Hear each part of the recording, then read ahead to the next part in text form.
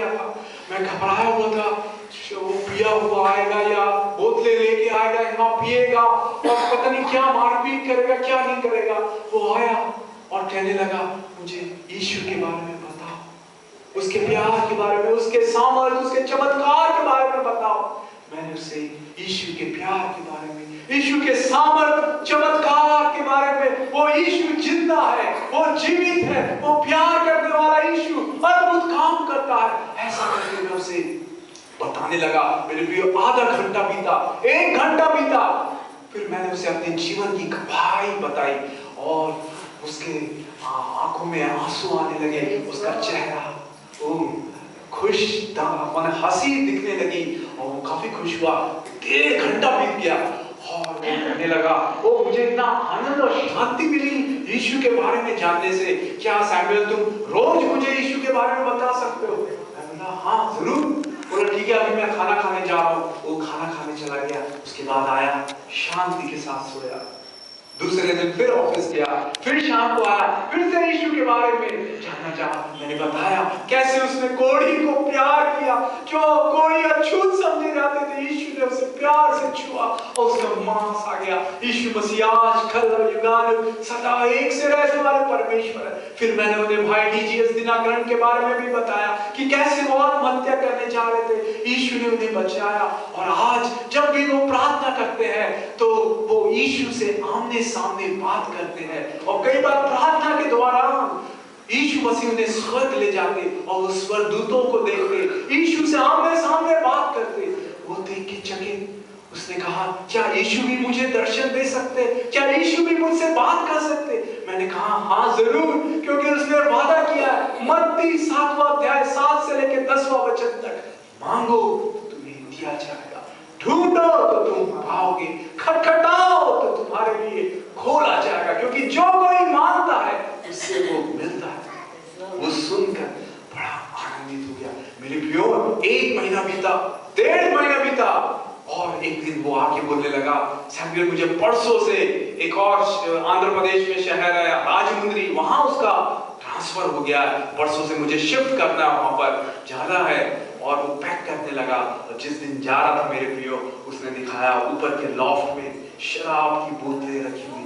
वो कहने लगा, सैमुएल तुम्हारे आने से पहले मैं रोज आके यहाँ शराब पीता, परंतु जब से मैंने यीशु के प्यार के बारे में, यीशु के बलिदान, कलवरी के क्रूस के बलिदान के बारे में सुना कि कैसे उस पर थूका गया, कीलों की मार क्रूस पर उसने सहा और उसके सिर पर कांटों का मुकुट। बाइबल विशेषज्ञ बताते हैं 173 कांटे थे।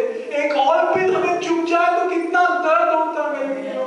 यीशु मसीह के सिर पर 173 बड़े-बड़े कांटे गढ़ा दिए गए, उसे लकड़ी से मारा, लोगों ने मुक्का मारा, उसकी दाढ़ी नोची, थूका गया। मेरी बहन, यदि आपसे कोई आपका पति मारपीट करता, उस दर्द को यीशु जानता, क्योंकि उसने बाइबल बताती, उसने मुंह नहीं खोला, इतना दर्द सहते हुए। मुझे कुछ साल पहले हाथों में पस जम गया था।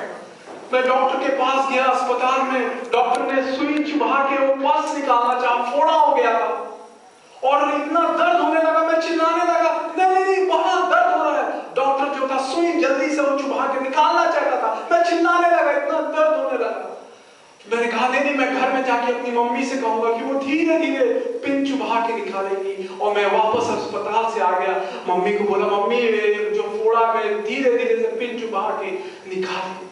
मैंने महसूस किया मेरे प्रियो, यीशु के सिर पे कांटों का मुकुट और उसका मुंह आपके दर्द को छूता। जब आप दर्द से परेशान, आप उसे पुकारते, रात के समय आपका सिर दर्द पड़ा हो, रात के समय आप सो नहीं पा रहे हो, कोई आपको परेशान कर रहा है, नौकरी में आपकी परेशानी, कोई दर्द से आप परेशान, कोई चिंता से आप परेशान, यीशु मसीह उस दर्द को जानता। मम्मी से मैंने निवेदन किया, मम्मी धीरे से निकाली, धीरे से। मैंने महसूस किया यीशु ने कितना प्यार किया, कितना प्यार किया सबसे। और वो ही प्यार करने वाला यीशु प्यार भरी नजरों से आपको देख रहा है मेरे प्रियो। जब उसके दोनों हाथों में कीलें ठोक दी गई, पैरों में कीलें ठोक दी गई, वो अनाथ की तरह वहां हाँ, कोई उसके आंसू पोंछने वाला नहीं, सिर में कांटों का मुकुट और पूरा खूना खून हो गया, लहू बह रहा है, आंखों में भी खून आ गया यीशु के, और वो अपनी आंखें भी नहीं खोल पा रहा। उस दशा में उसने अपनी दुखी माता को देखा, दुखियारी माता को देखा और उसे शांति दी, उसके टूटे मन को चंगा किया। कहा, हे माता, हे नारी, ये तेरा पुत्र है। और अपने प्रिय शिष्य यूहन्ना को देखा, जो मेरा प्रिय शिष्य था, जो हर समय मेरी छाती के पास मेरे वचनों को सुनता था। आज मेरे जाने के बाद वो अपने आप को अकेला महसूस करेगा। उसने कहा, पुत्र, ये तेरी माता। उस दर्दनाक हालत में उसने उन टूटे दिलों को, आज यहाँ आप जो आए मेरे प्रिय, यीशु मसीह आपको वही प्यार भरी दृष्टि से कहता, मेरी बेटी, क्या मेरे लिए कोई काम कठिन है? आशा मेरी बेटी, और बहन का नाम आशा। प्रभु कहता, मेरी बेटी, क्या मेरे लिए कोई काम कठिन है? मेरे लिए कोई काम कठिन नहीं है। प्रभु कहता, मेरी बेटी, मैं तेरे आंसुओं को आनंद के आंसू में बदलूंगा। मेरे भाई, वही प्यार भरी आंखों से यीशु आज आपको निहार ले, आपके दिल में जो भी दर्द है उसे बताए, वो छुटकारा दे। उसके बाद विकास मिश्रा मेरे प्रियो, वो चला गया, उसकी शराब की आदत छूट गई।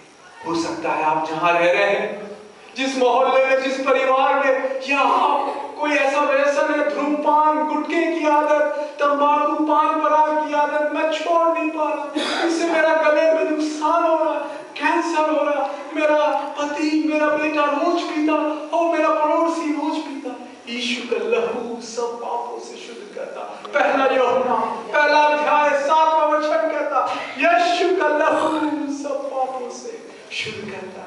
मैं चाहता हूं मेरे प्रियो, यीशु ने वादा किया, उसने कहा, मेरे बेटे, लोगों से कहे कि जो लोग इन व्यसनों के, पापों के गुलाम है, उन्हें याद करें। यदि आपके परिवार में कोई पापों का गुलाम है, उसे याद करें। 2 मिनट हम अपनी आंखें बंद करें और जब हम ये गीत को गाते हैं, उनको याद करें। यीशु का लहू उन्हें शुद्ध करेगा और वो बेचैन होंगे आज के बाद से और पाप के बंधन से। यीशु का लहू, यीशु मसीह उन्हें छुड़ाएगा। यीशु का लहू हमें, यीशु का लहू हमें सब पापों से शुद्ध करता है। यीशु का लहू हमें सब पापों से शुद्ध करता है। हम मिटे नहीं गए, वहाँ करुणा का फल है, उसकी दया हमारे। प्यारे प्रेमी यीशु, आपने खून बहाया, अपना सामर्थ्य खून बहाया सब पापियों के पापों को क्षमा करने के लिए। आपका लहू सब पापों से शुद्ध करता। मेरे प्रिय भाई, मेरे प्रिय बहन, जो भी याद कर रहे अपने पापों को, जो आपके रिश्तेदार, पड़ोसी जो पाप में जी रहे हैं, आपका लहू ने शुद्ध करे यीशु के नाम में, आमीन। उसके बाद मेरे प्रियो, एक और वचन हम देखेंगे जो बाइबल में पाया जाता है, मत्ती की किताब, उसका 20वां अध्याय और उसका 30 से लेकर 34 वचन तक एक बड़ा सुंदर वर्णन है। एक बार यीशु मसीह जा रहे हैं और रास्ते में 2 अंधे भिखारी बैठे हुए हैं। उन्होंने सुना वो यीशु मसीह जा रहे हैं, चमत्कार करने वाला, अद्भुत काम करने वाला प्यारा यीशु जा रहा है। और वो अपने दिल के गहराई से, अंदर से पुकारने लगे, यीशु नाज़री, हम पर दया कर, यीशु नाज़री, हम पर दया कर। वो अपने हृदय की गहराई से पुकारने लगे और बाइबल बताती है भीड़ चारों ओर थी, परंतु यीशु मसीह ने जब उनकी और टूटे दिल की पुकार को सुना, वो रुक गए। क्योंकि बाइबल में लिखा हुआ है, जब हम टूट जाते हैं, टूटा मन परमेश्वर के योग्य बलिदान है। परमेश्वर टूटे मन को तुच्छ नहीं जानता। उनकी टूटे मन की पुकार से यीशु मसीह के हृदय को, प्यार भरे हृदय को वो चोट लगी और वो रुक गए वहीं पर। और बाइबल कहती है जीसस स्टूड स्टिल। ओह, जीसस स्टूड स्टिल। यीशु मसीह वहीं रुक गए और उनको बुलाया, वो अंधे थे मेरे प्रियो, हमारे पास आंखें हैं, हम ये ट्यूबलाइट सफेद रंग को, नीले कलर को, एक दूसरे को देख सकते हैं, परंतु वो अंधों के सामने सब कुछ अंधकार में, इतने निराश, दुखी, पीड़ित थे। और जब उन्होंने पुकारा यीशु, और यीशु ने उन्हें बुलाया, तुम क्या चाहते मैं तुम्हारे लिए करूं? तुम क्या चाहते मैं तुम्हारे लिए करूं? तुम क्या चाहते मैं तुम्हारे लिए करूं? उन्होंने कहा, हे यीशु, हम देखने लगे। बाइबल बताती है यीशु मसीह प्यार से, तरस से भरकर उसके आंखों को छुआ, और एक छुए जाने से वो फिर से देखने लगे। आज जब हम आखिरी प्रार्थना करेंगे मेरे प्रियो, यीशु मसीह आज आपके पास से जाएंगे और कहेंगे, मेरे बेटे, मेरी बेटी, तू क्या चाहती है? मैं चाहता है तू क्या करूं मैं तेरे लिए? आप उससे कह सकते, यीशु मुझे अच्छी नौकरी दे, मुझे बच्चा दे। यदि आप मान जाए, यीशु को आप पुकार सकते हैं। वो अय्यूब का परमेश्वर आपको बचाएगा, आपको बच्चा देगा। मैं गवाही में इस बात का जरूर जिक्र करूंगा कि जो यीशु मसीह ने मेरा बड़ा भाई 19 फरवरी को लिया, मैं 19 अक्टूबर को पैदा हुआ, और मेरा जो छोटा भाई इमैनुअल, मेरा नाम सैमुअल है, अर्थात परमेश्वर से मांगा हुआ।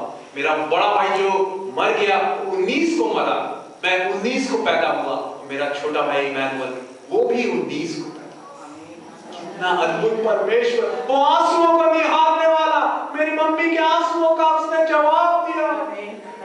एक 19 को लिया, 2 19 को दिए। यीशु जीवित है, यीशु अच्छा है, यीशु प्रार्थनाओं का सुनने वाला, आंसुओं का पोंछने वाला, यीशु अद्भुत है। वो आपके लिए चमत्कार करेगा, क्योंकि वो आपसे प्यार करता है मेरे प्रियो। आज आप कोई भी वो परेशानी से, बीमारी से आए हो, यीशु मसीह के चंगाई भरे हाथ आपको छुएंगे, क्योंकि उसने लिखा, पहला पतरस 2 अध्याय 24वां वचन, कोड़े खाने, उसके कोड़े खाने से हम चंगे हो गए। पैशन ऑफ क्राइस्ट, अगर आपने वो फिल्म देखी है, उसमें बताया थोड़ा कैसे यीशु मसीह को कोड़े मारे गए मेरे प्रियो।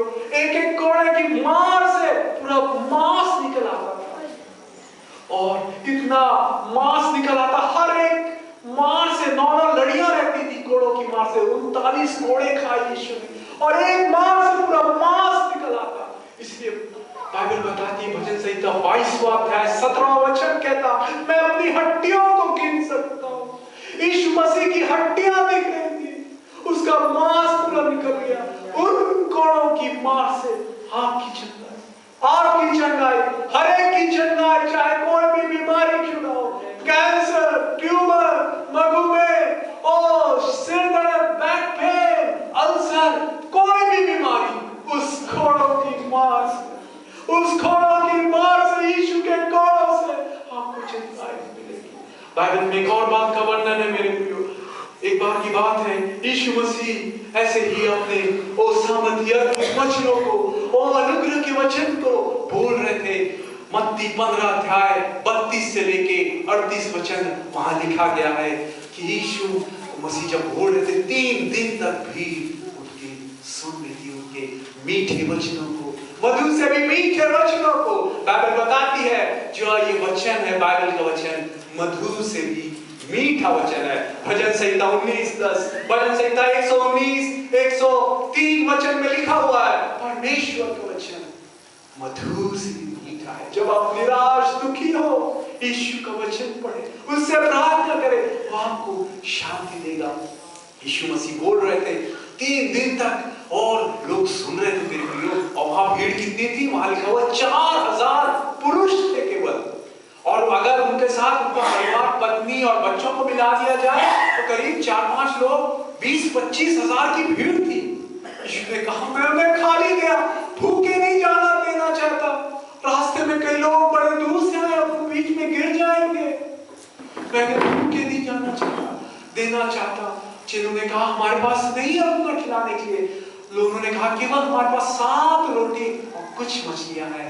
यीशु मसीह ने कहा, लाओ, उसे लाओ, और अपने हाथों में लिया और उसे आशीष दी।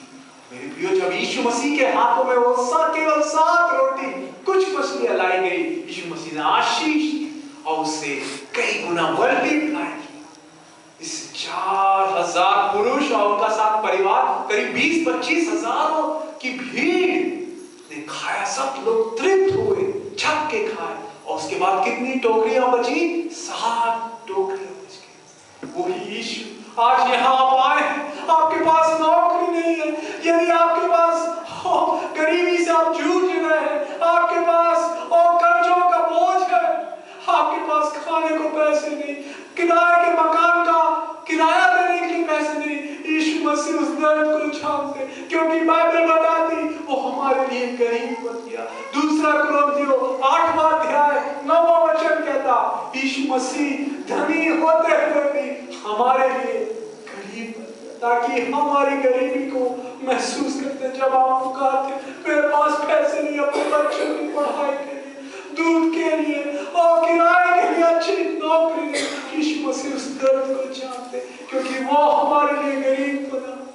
बाइबल बताती है लूका 9वां अध्याय उसका 58 वचन, लोमड़ियों के पास रहने का स्थान था, पक्षियों के पास रहने का घोंसले है, परंतु यीशु मसीह जब इस संसार में आए, उनके पास सिर रखने की व्यवस्था नहीं।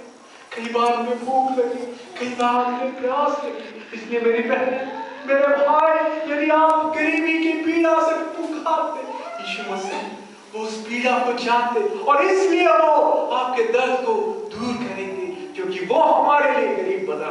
वो कहते, मेरे बच्चों, फिलिपियों 4:19 के अनुसार, मैं तुम्हारी सारी घटी को अपनी महिमा के धन से पूरी करूंगा, चाहे कोई भी जरूरत क्यों ना हो। अपने हाथों को बढ़ाएं, यीशु के हाथ आपको छुएंगे। मैं चाहता सब अपने हाथ को बढ़ाएं ऐसा करके, और यीशु मसीह जिसने 7 रोटियां कुछ मछलियों को छुआ, प्यारे यीशु वही हाथ आपके चमत्कार करने वाले प्यार भरे हाथ, जिसने 7 रोटी कुछ मछलियों को ब्लेस करके आशीष देके कई गुना मल्टीप्लाई किया। मेरे प्रिय भाई, मेरे प्रिय बहन, की आमदनी को बढ़ाइए, उसकी आर्थिक आवश्यकताओं को पूरा कीजिए और उन्हें प्रमोशन दीजिए, उनकी सारी आर्थिक जरूरतों को, किराए की फीस की सबकी जरूरतों को पूरा कीजिए यीशु के सामर्थ्य नाम में, आमीन। मेरे प्रियो, मैं बताना चाहता हूँ, आज यहाँ आप मुझे देख रहे हैं, मेरे को आप यहाँ आप देखते नहीं, क्योंकि यीशु ने मुझे बचाया, वो पापियों को बचाने के लिए आया। जब मैं 12th क्लास में था, मैं 2 सब्जेक्ट्स में फेल हो गया था, केमिस्ट्री और मैथ्स में मुझे 15 आउट ऑफ 100 मिले, 17 आउट ऑफ 100 मिले, 17/100, 15/100। और मेरे प्रचार ने मुझे बुलाया, मेरे मम्मी पापा को बुलाया और कहा कि आपका लड़का फेल होने जा रहा है, क्योंकि 1 महीने बाद CBSE का बोर्ड एग्जाम है। मैं मॉडल 12वीं के एग्जाम में, मॉडल एग्जाम में मैं फेल हो गया, क्योंकि साल भर इतनी मोटी मैंने केमिस्ट्री किताब नहीं पढ़ी थी, इतनी मोटी मैथ्स की गणित की किताब नहीं पढ़ी थी। और मैं परेशान हो गया। मम्मी पापा ने कहा, बेटे तुम्हें 12th पास करना जरूरी है, क्योंकि अगर तुम 12th में फेल हो गए तो तुम्हें कोई भी कॉलेज में एडमिशन नहीं मिलेगा। मैं सोचने लगा, मैं कैसे पास हो सकता हूँ? इतनी मोटी रसायन शास्त्र की किताब, इतनी मोटी गणित की किताब मैंने पढ़ा नहीं साल भर। कौन मेरी मदद कर सकता है? कौन मेरी मदद कर सकता है? क्या मेरे दोस्त मदद कर सकते हैं? क्या पैसे मदद कर सकते हैं? क्या फिल्म स्टार मदद कर सकते हैं? मैंने कहा कोई मेरी मदद नहीं कर सकता। इतना निराश, दुखी और बहुत से दब गया। मैं ये विचार आने लगे, क्यों ना मैं घर से भाग जाता हूँ, घर से भाग के कहीं गांव में चल के नौकर बन जाऊंगा, होटल में प्लेटें ठोकूंगा, इस प्रकार से, क्योंकि मैं पास नहीं हो सकता। इतनी मोटी किताब मैंने पढ़ी नहीं, केवल 1 महीने बाद एग्जाम है। और ऐसा करके मैं विलाप कर रहा था, रो रहा था, दुख से टूटा हुआ बैठा हुआ था अपने घर में। फरवरी का महीना था मेरे प्रियो, 11 बजे का समय था। जब मैं टूटा हुआ बैठा हुआ, अचानक से मेरे घर में कॉल बेल बजा, घंटी बजी। मैंने जब खोल के देखा तो पोस्टमैन आया हुआ था, डाकिया आया हुआ था और उसने एक पत्रिका लाई थी। मैंने उसे खोल के देखा तो उसमें यीशु बुलाता लिखा हुआ था और सामने में एक फोटो चित्र बना हुआ था। उसमें यीशु मसीह एक छात्र को एग्जाम जो लिख रहा है उसको आशीष दे रहे हैं और नीचे में लिखा हुआ था, प्रभु यीशु का भय मानना बुद्धि का आरंभ है। नीति वचन पहला अध्याय 7वां वचन। जब मैंने वो चित्र को देखा, यीशु मसीह एक छात्र को आशीष दे रहे हैं और नीचे लिखा हुआ प्रभु यीशु का बुद्धि भय माना बुद्धि का आरंभ है। मैं अंदर पढ़ने लगा, अरे मैं बुद्धि जानना